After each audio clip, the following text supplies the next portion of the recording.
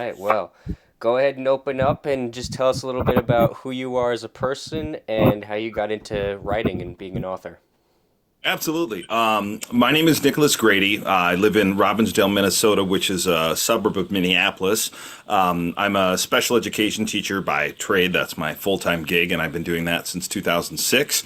And I'm also a writer. I've written, really honestly, been writing on and off since the fourth grade. I wrote my first short story in the fourth grade about some classmates who find out that one of their peers is a werewolf and they have to stop him. And then I wrote that in fourth grade. That's probably the first thing I ever wrote. Nice. And I've kind of been writing on and off ever since. My stories got longer over time. And finally, I got to the point where I was able to take up writing again recently. And I wrote this little novel right here, Under the Bluffs, which is available on Amazon.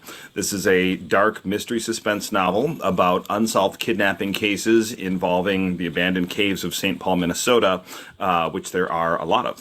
hmm Yeah, that's I got into a little bit of your book. I think I read up to chapter three. Like I read chapters one and two, and it's definitely inv I don't know if invigorating is the right word, but kept my eyes glued to the page, to put it that Cool. way. Yeah.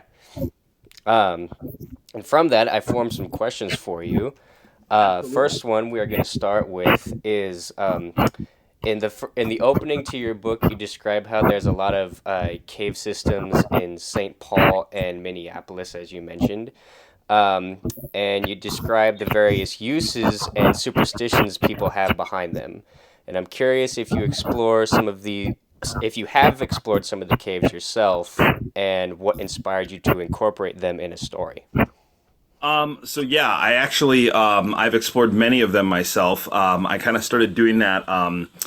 Basically, during COVID, like most people, I got very bored, and I ran out of things to watch, and I wasn't reading anything at the time, and I started looking up YouTube videos, and I started kind of discovering these urban explorer videos of people exploring abandoned buildings and things like that, and I came across a recent video at the time of some guys exploring one of St. Paul's abandoned caves, and I thought they had all been sealed off, and I'd always wanted to explore those, but didn't really know where they are. So I started kind of doing my research. So it sort of started as this sort of urbex project for me to try and find these caves, infiltrate them, and explore them. And I've explored, I don't know, 30 of them at least. I have a whole YouTube channel with a playlist dedicated to that. If you guys want to check that out, it's Ryder Caver 5878 on YouTube, and there's several videos of me actually exploring these caves. But as I was exploring them, I started to get inspired to write something again Hmm. for the first time in a while. And I started getting this idea about my original idea was about some serial killer who hides out in the caves and preys on unsuspecting urban explorers as they're checking out the caves. But I didn't really like that idea. So then I got this idea about this kidnapper who's kidnapping children and using the caves to kind of dispose of them. And that was where the story went from there. But the inspiration beyond the caves themselves was that they're just these very dark, silent, creepy, and interesting spaces full of like strange graffiti. These have been caves that kids have partied in for years and years and years. So there's a lot of empty beer cans and junk in them too. But they're just these very sort of beautifully creepy spaces. And I thought that I should do something with that. I thought this would make a good story. And so that's kind of where I started with it, was just kind of taking that idea and then making that into this book based on my own experiences. So most of the caves that you read about, well, actually all of the caves that you read about in the cave are caves, or in the book, are caves that I've actually explored. I have exaggerated for dramatic effect to some extent. For example, in chapter two, there's an underground lake inside of one of the caves. Well, it's not really an underground lake. It's more of like a pool of water that's like, 12 feet by 12 feet. But, so I exaggerated a bit to some extent. But a lot of the things that I do mention in the book are actual real spaces. And there are these old abandoned caves that were used for mushroom growing, cheese aging. Some were used as root cellars. Some were mined out for silica to make bricks, or there's a giant one in one location where the Ford company had mined out all the silica to make glass for their windshields back in the day. And a lot of them were used for brewery storage, and some were later converted into speakeasies as well. Nice. Wow. So I'm curious because since you mentioned that and you've done a lot of cave exploring in the area, you also say in the book that there's a lot of like security and law enforcement that tell people like don't go in the caves. Is that something you've had to work around with as well? I have had I definitely put it to you this way. Going into the abandoned caves in St. Paul is dangerous, so it's not exactly legal. It's frowned upon. I don't think they generally arrest people for that, but I'm definitely cautious when I go into these locations and make sure that nobody sees me running up a hill or a path when Hmm. I'm going up there. Kind of wait till the coast is clear.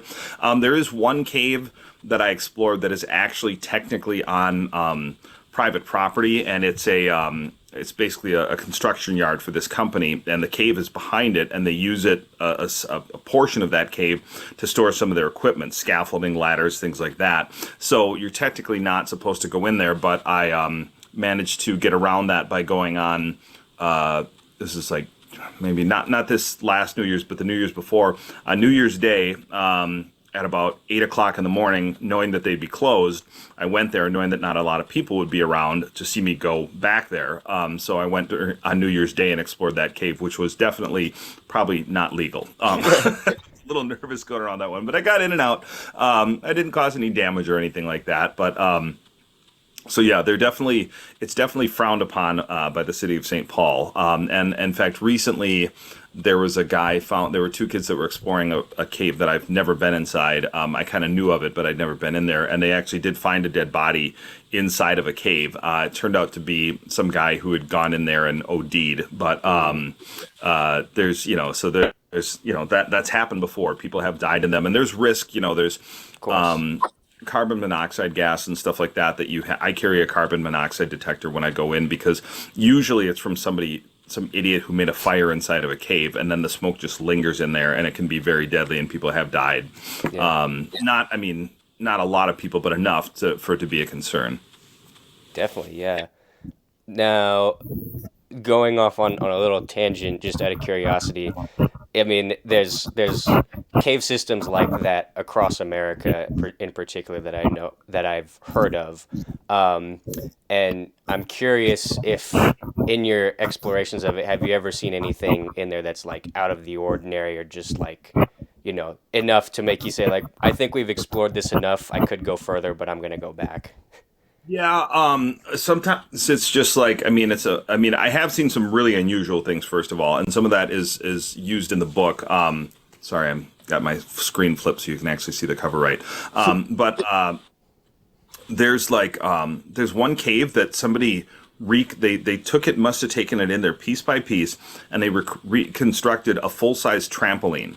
Like, I'm not kidding you, like 12 feet across in the middle of this cave that you can jump up and down on in Huh. there. That's just in there. But there have been a couple experiences I've had where I've had to just turn around and leave. And one of those experiences was I went into one particular cave, and I knew when I went in there that bats hibernate in there in the wintertime, and this one tends to flood in the summertime. Water gets in there a lot when Mm. it rains, but in the winter it kind of dries out. So I knew the bats were going to be in there, and I walked around, and I was very, very quiet. But at some point, I disturbed one of the bats, and within about 10 minutes, they were just swooping all over the place, and I just turned around and darted out. I Yeah. was like, deal with this.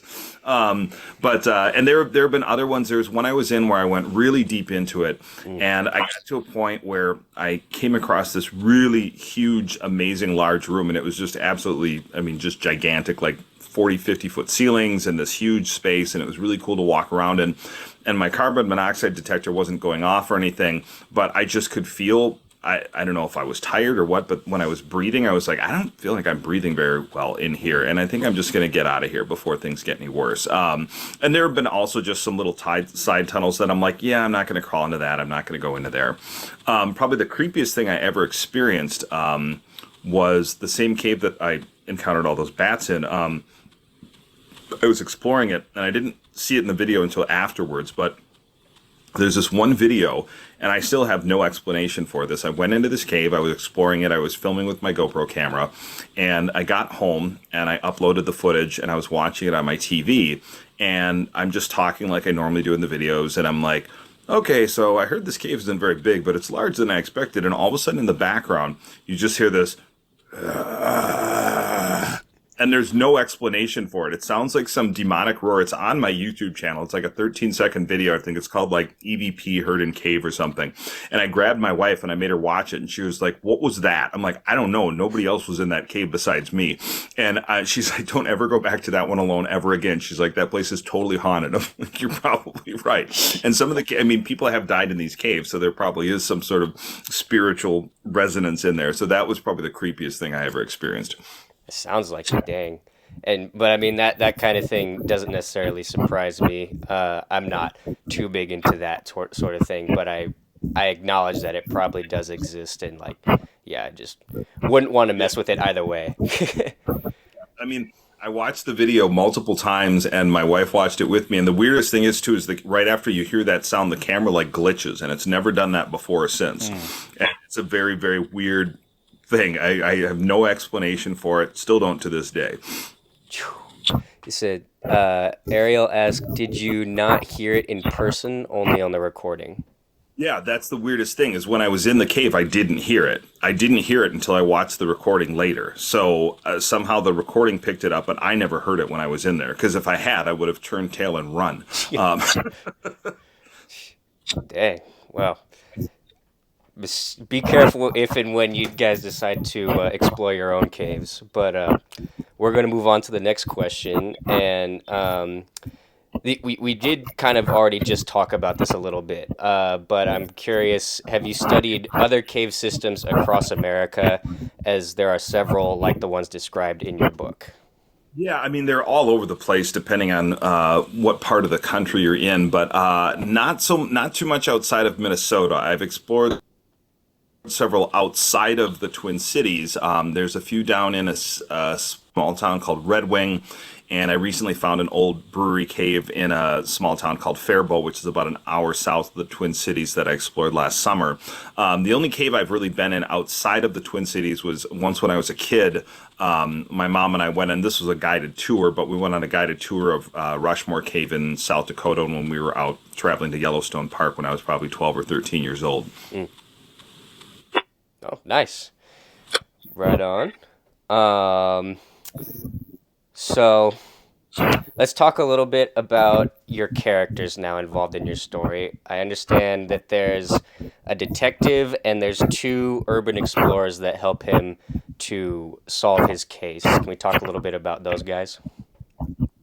So the idea behind this, I mean, when I was writing it, there was this little part of me that wanted this book to sort of be almost like a darker version of like a Hardy Boys novel. And I like the idea of these two young kids helping this detective solve the crime. Of course, these aren't the Hardy Boys. These guys smoke their fair share of weed and they're getting into trouble all the time. And they're kind of just out of high school and not really sure what they're doing with their lives. But so the character of Ron Clark, I wanted to just create a sort of almost a very passionate but almost film noir-esque detective. You know, I wanted him to be kind of this straightforward detective type character, which is kind of what he is.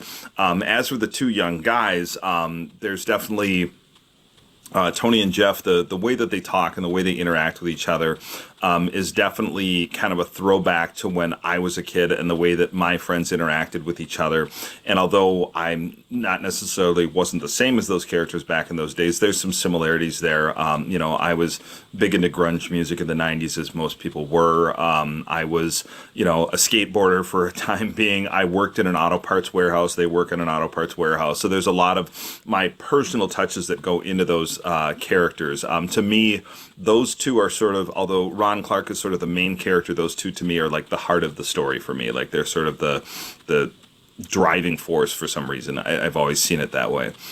So the urban explorers you're saying are more of like the what drive the story forward versus the detective. To me, I guess, but some people would disagree with that. But when I wrote it, that's, I guess, what was going on They in my mind, if were that makes sense. Yeah, like were they kind of more interesting to write in their perspective, or just like things that would go on with them? Yeah, they were easier for me to write because I was basically just writing, you know, characters that were based on, you know, either myself or people that I knew growing up, and so it was very easy for me to flow with those characters. In the second and third book, which I'm working on now, there's more.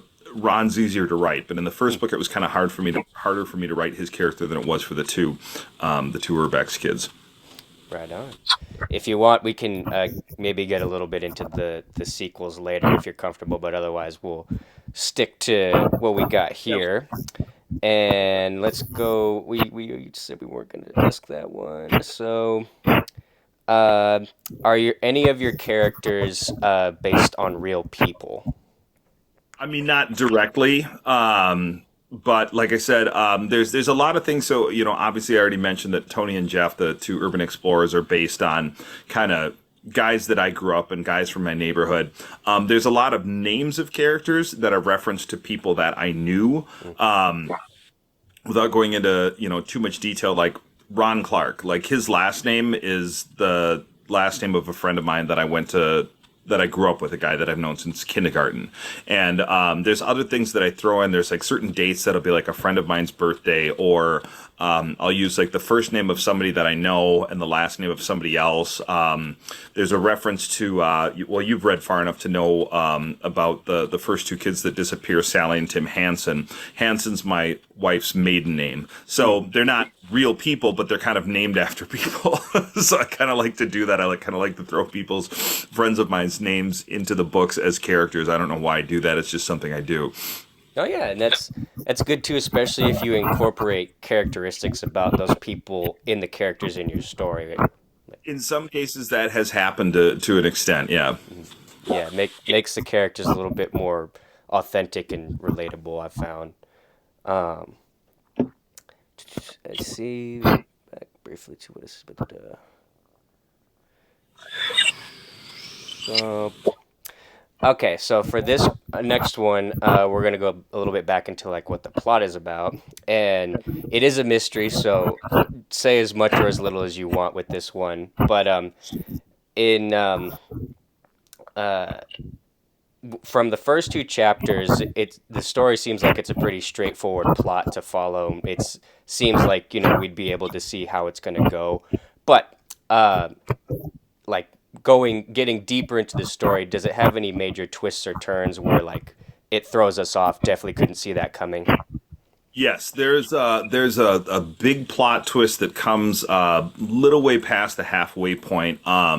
Without giving too much away, right around the middle of the book, the story suddenly jumps back to this backstory about the kidnapper and the kidnapper's childhood, and sort of how they were affected and sort of why they're doing what they're doing. And then it jumps back forward to 1993, and you find out who they are. And I'm not going to say who they are, obviously, but it's a plot twist that most people did not see coming when they read the book. And a lot of people have actually given me a lot of credit for that and said, wow, I did not see that coming. That totally threw me for a loop. So yeah, there's definitely some there's some little plot twists, and then there's one big plot twist in there.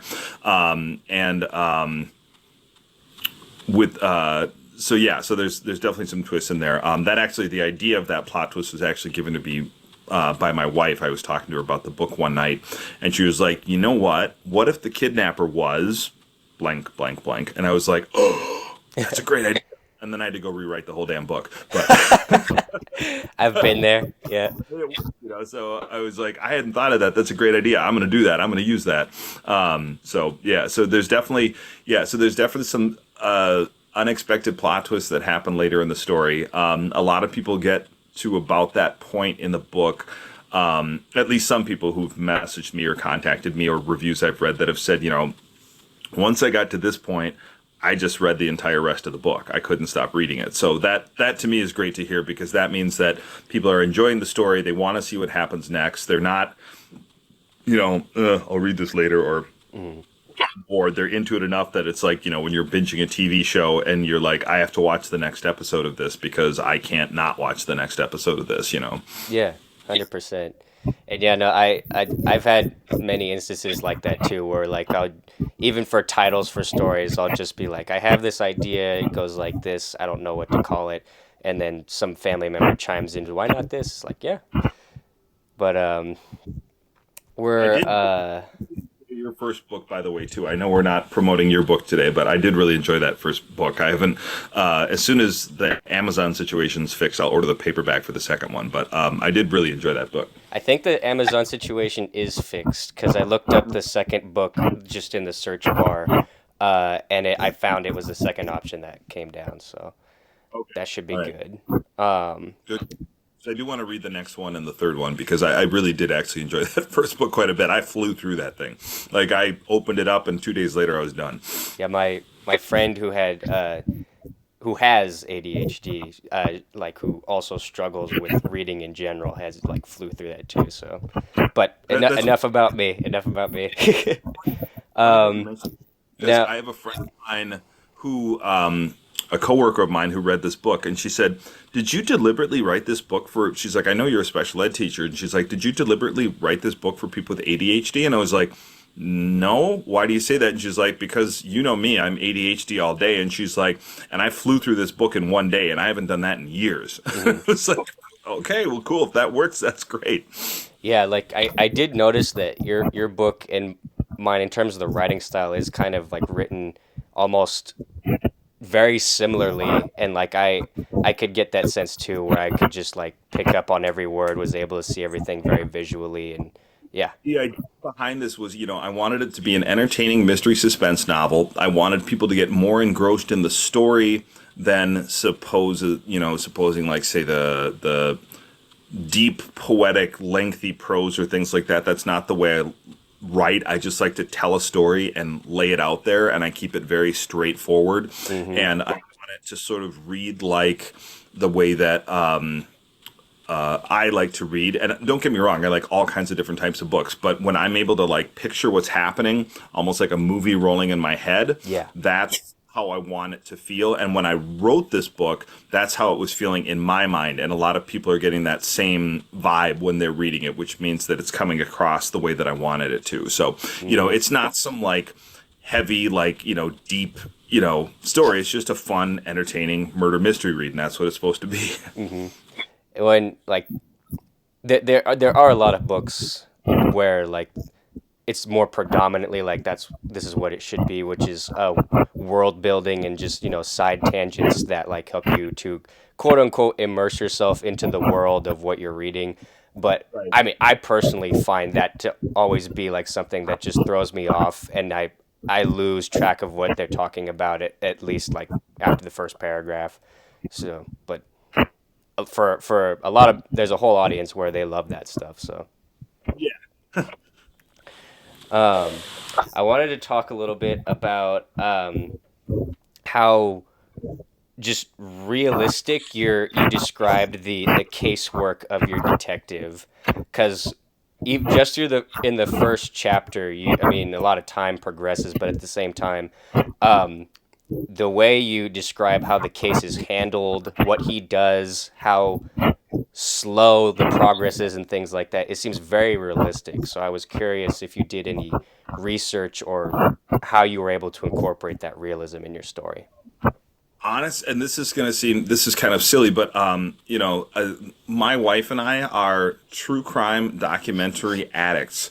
Like we watch anything and everything. Like we watch, Dateline reruns all the time. We watch Forensic Files. We watch any new crime documentary that comes out on Netflix or wherever. We're usually watching it. And I didn't realize how much I'd inadvertently learned by watching a lot of those documentaries and seeing how these cases unfolded.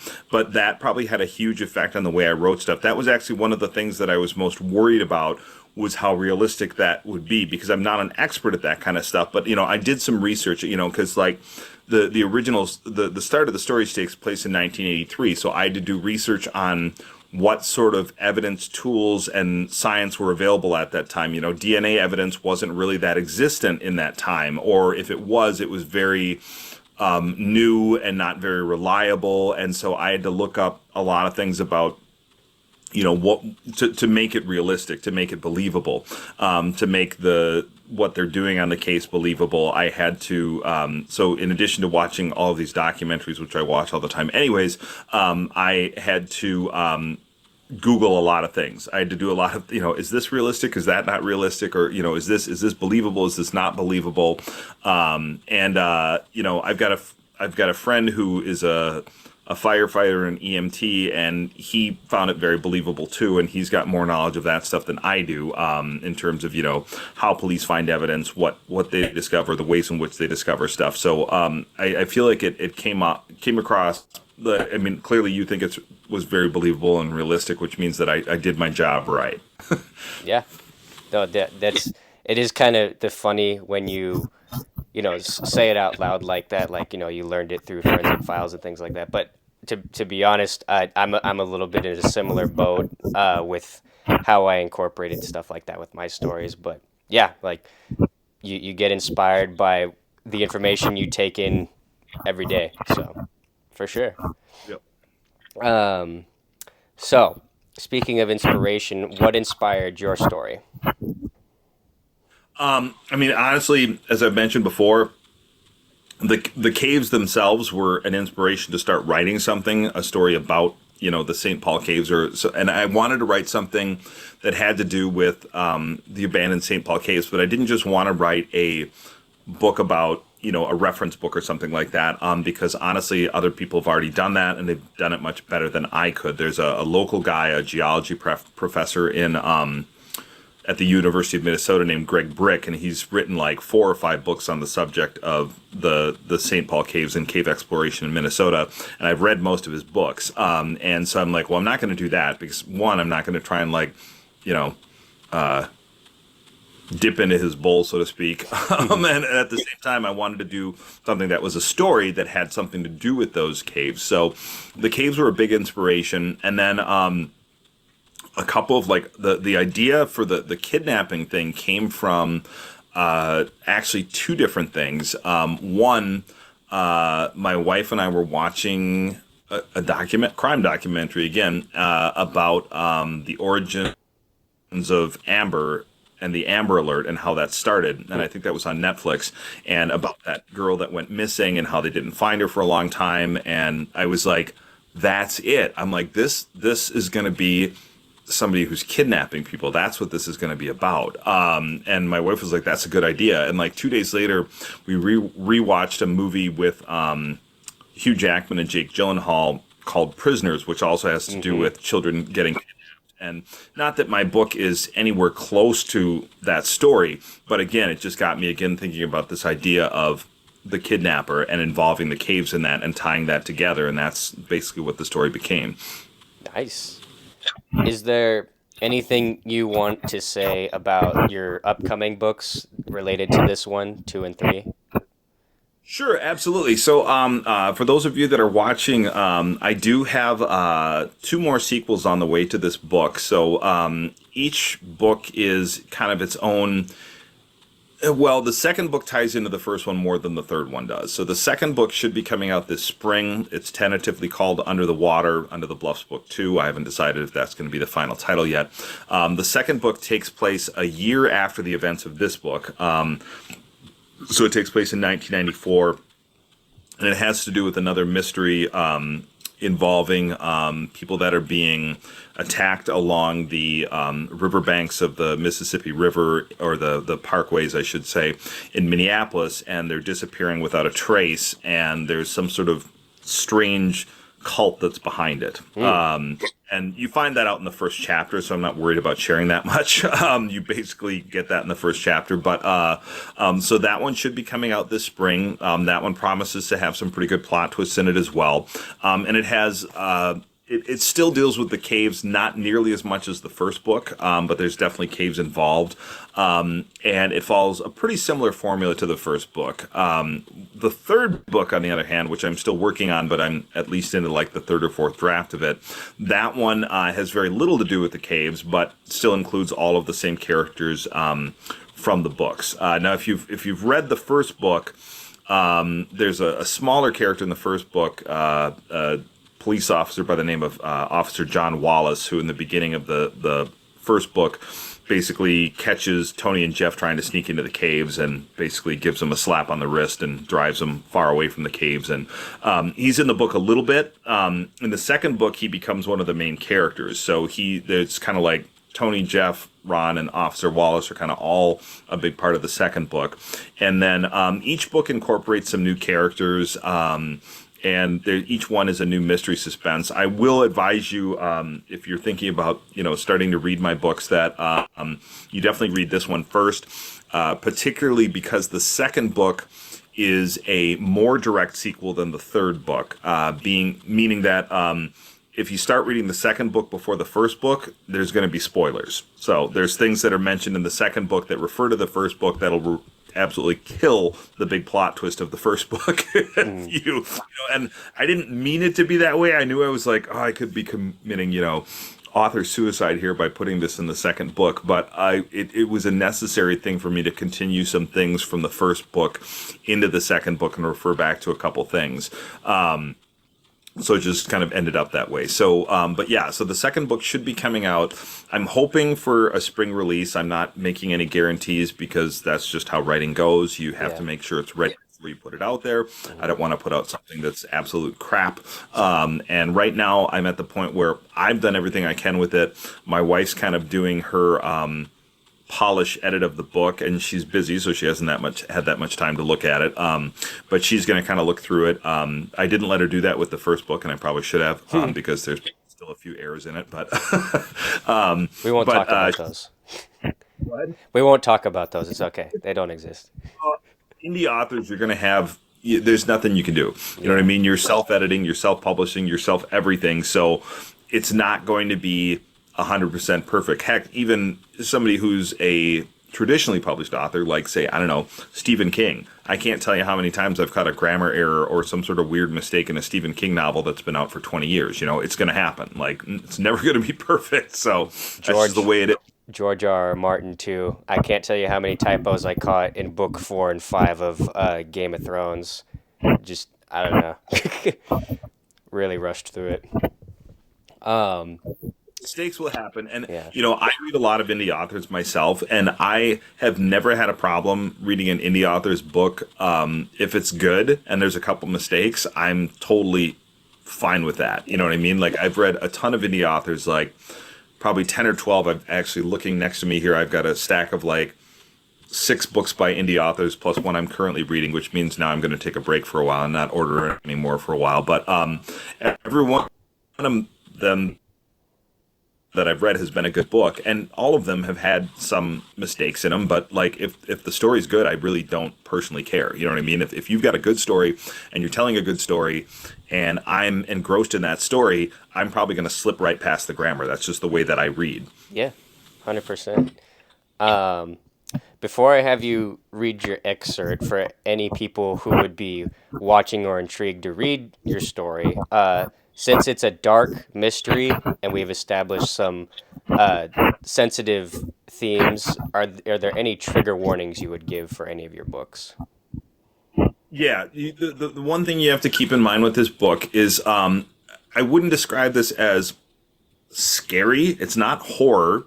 It's not particularly gory, but it does have to do with a sort of creepy individual who is kidnapping children, and these children are being harmed. So if that's something that you can't deal with, I wouldn't recommend reading it, because it's not graphically describing the things that are happening. I recently did an interview with another TikToker named Christina, in which she said she liked the fact that she said it was dark and scary, but not so much that she couldn't keep reading it. You know what I mean? It wasn't like something that completely shut her down, but it does have some dark elements to it.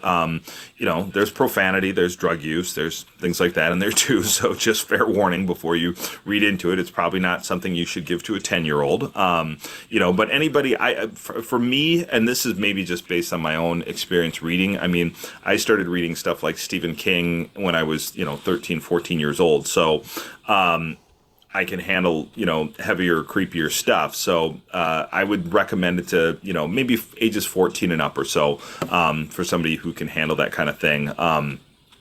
But I have been told one friend of mine, he no longer works with me, but a fellow teacher that I worked with for years, he told me after reading this book that he wouldn't let his kids play in the front yard by themselves anymore Mm. because the book got him paranoid. So, I mean, in our day and age, depending on where you live, but even still, every parent should have some kind of superstition about that kind of thing, because there's, absolutely.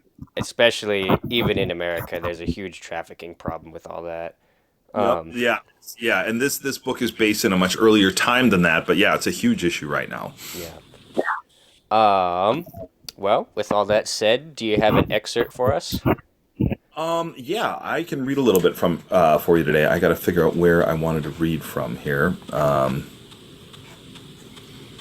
So I'm gonna read from an earlier section of this book. Do you have a preference for how long you want me to read tonight, or? No, you can read however long you want. Okay. I'm just trying to find the section that I want to read here. Sorry. No problem. So I'm going to read. So this is basically in this part of the book. This is very early on. This is in the first. This is actually page 3 where this happens. So this is sort of retelling of the initial kidnapping that happens in the story and the first 2 children that go missing. And it's only about. I'm going to see how many pages it is. 2, 4. It's not very long. It's about like 4 pages or so. So I think that's a good section to read to give you kind of an idea of the vibe of this book, so that people kind of understand that. And I know you've already read this section, but so basically, the book has started, and the whole thing starts with Ron Clark, the detective, sitting at the police station during this snowstorm, and he gets this weird letter in the mail that says, "Two will disappear.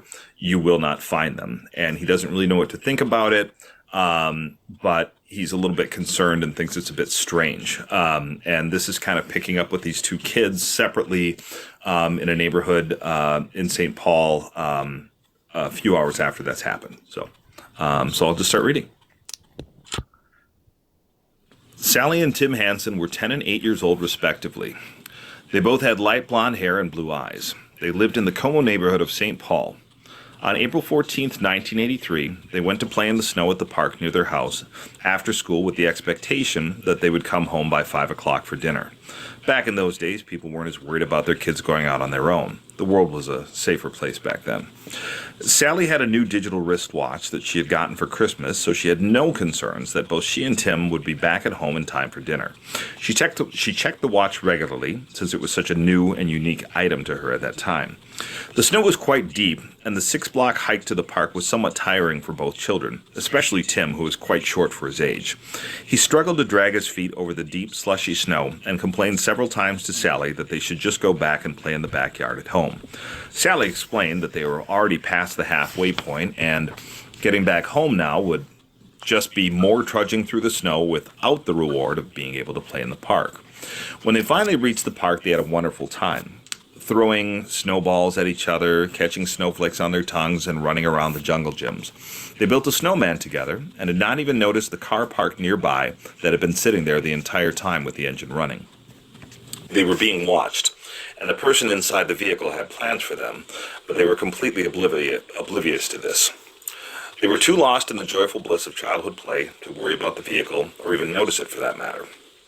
At some point, Sally Hansen pulled up the sleeve of her puffy red snowsuit to check the time on her wristwatch and noticed that it was 4:40. It was time to head back home. She signaled to Tim, who was on the swing set, that it was time to go, and Tim begrudgingly stopped swinging and followed his sister, as he always did. They began walking towards home, and Tim complained about trudging through the snow and that he was tired. Just then a car, the same car that had been sitting there the whole time, pulled up alongside of them. Sally and Tim looked over at the vehicle as they walked. The passenger window rolled down, and a man said, "You kids need a ride home? Looks like the snow is pretty deep." Sally and Tim stopped. "We're not supposed to take rides from strangers," said Sally. The man smiled and said, Oh, well, I'm no stranger. I live down the block from you two. We're neighbors. My name is Frank. Don't you remember me? I helped your folks clear some snow a few weeks ago with my snowblower. Sally tried to remember Frank helping out her parents with snow removal, but couldn't remember if this had happened or not. Sally's family didn't have a snowblower, so there had been times when neighbors had helped them clear snow, but she didn't recognize Frank's face. She guessed it could be possible, though. Come on, hop in. It's only a few blocks, said Frank. Sally thought to herself that only someone that knew where they lived could have known that they were that close to home. So unless he was taking a wild guess, she thought that he probably did know their parents and was their neighbor. Sally looked at Tim, who was tired and cranky at this point, and thought about trudging the 6 long blocks through the snow with him whining and complaining the entire way. She didn't really feel like dealing with that, and she decided that there couldn't be any harm in accepting a ride from a neighbor, so both she and Tim hopped in the car. The car slowly pulled away from the park and headed in the direction of their home. You guys want some candy? Said Frank.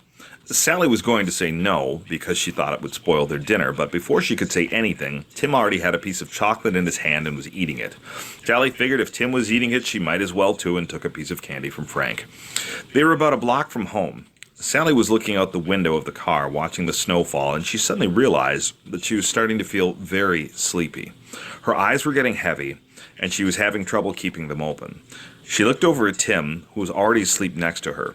What was happening? Why did she feel so tired? Why was Tim asleep? Before she could piece anything together or figure out what was going on, she was fast asleep in the back seat. The car drove past their house, but it kept going. As it turns out, Frank was not their neighbor, did not know their parents, and had never helped clear any snow. His name wasn't even Frank for that matter. The car drove on through the deep snow, moving along slowly. Sally and Tim would never get home again.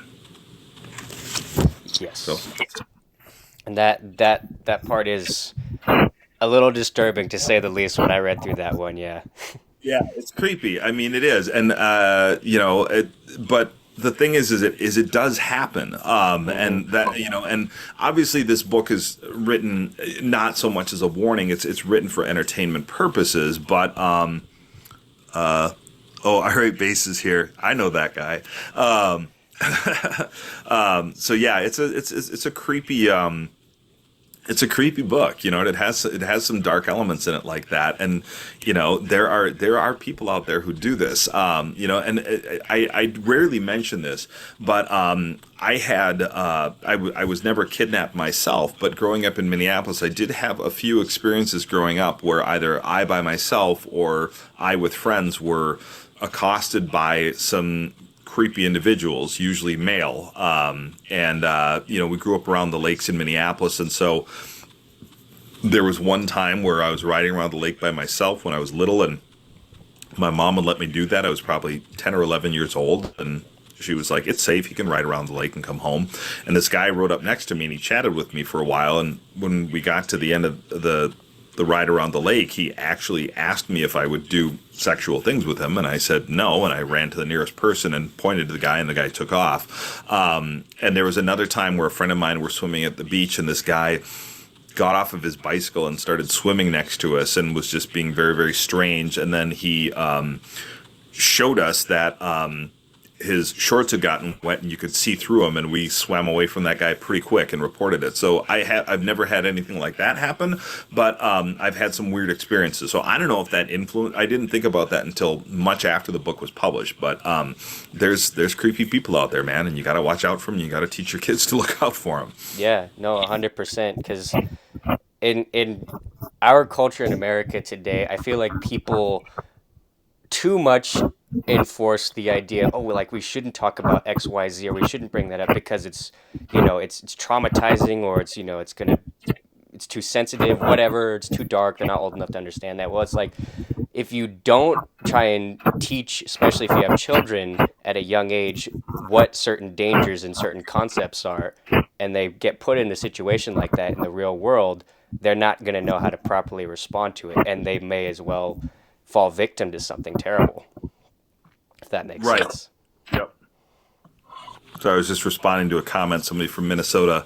Um, Yeah. Was there anything else that you wanted to talk about that we haven't already?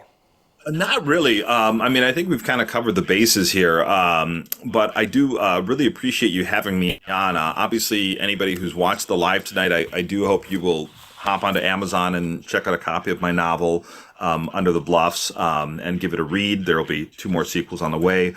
I am from Minnesota, so fellow Minnesotans, hello, those who jumped in. I'm not sure who everybody that is, but yeah, no, and I really appreciate you having me on here tonight, James. I was really looking forward to this because you and I have chatted back and forth on messaging quite a bit about either our books, writing other stuff, and I actually did not even know who you were until Justin J. Now I'm trying to Gladstone. remember his last. Gladstone. Yeah, Gladstone. He was like, "Hey, you should connect with this guy." And I was like, "Okay." And that's how I got to know you. Mm-hmm. And because he and I already knew each other through TikTok, and then I connected with you, and then next thing I know, I'm buying your book and reading it, and then we're here interviewing about my book and talking about it, and that's one of the great things about this whole book talk community is how there's a lot of people who read the books, there's a lot of authors who support each other and promote each other, and it's just been really cool to kind of jump in and be a part of that. Yeah, 100%. And it was a pleasure to have you on as well, Nick. All Um, right. you did say it already, but where can people find your books?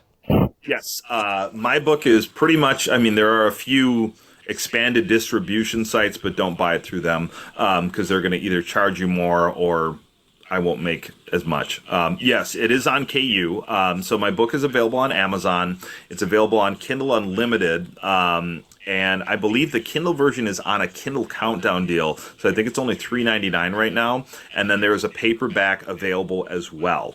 I'm probably going to be pulling it off of KU sometime in the near future, just because I feel like I don't know. I don't know how I feel about KU. Like I'm starting to question KU myself and thinking, is it worth it? I did build an audience with it, but I'm like, it doesn't nobody buys the digital copy of my book because they can get it on KU, and the people that read it on KU, although they may very well enjoy it, the amount of money you make from that is very, very little. And I'm Mm-hmm. not out to like. Obviously, I didn't write this book thinking I was going to make $1 billion or anything like that because I'm not. But I'm like, if somebody really wanted my book, if I put it on KU or put it on Kindle for $2.99 and not on KU, at least I'd make a little bit more than KU pays garbage. So Yeah, you know this as well as I do. So 100%. Well, yeah, but it does reach a lot of larger audience, which is when you're first starting out. So if you are an indie author, I'm not saying not to use KU. But my book's been out close to a year, and now's the point where I think I might pull it off. Initially, it was a really good thing for me to have because I reached a lot of new readers that way. So yeah. Well, thank you so much, Nick. When you get your next two out, reach out because we'll do another one. definitely, we'll do. As soon as the second one comes out, you'll probably see videos from me before I tell you. But yeah, I will definitely be glad to do it again. It was a pleasure being here with you this afternoon and talking about the book. And for those of you that have watched the live, hopefully you'll check it out. Yes, sir. Hope so. All right. We'll see you later. All right. Thanks, James. No problem.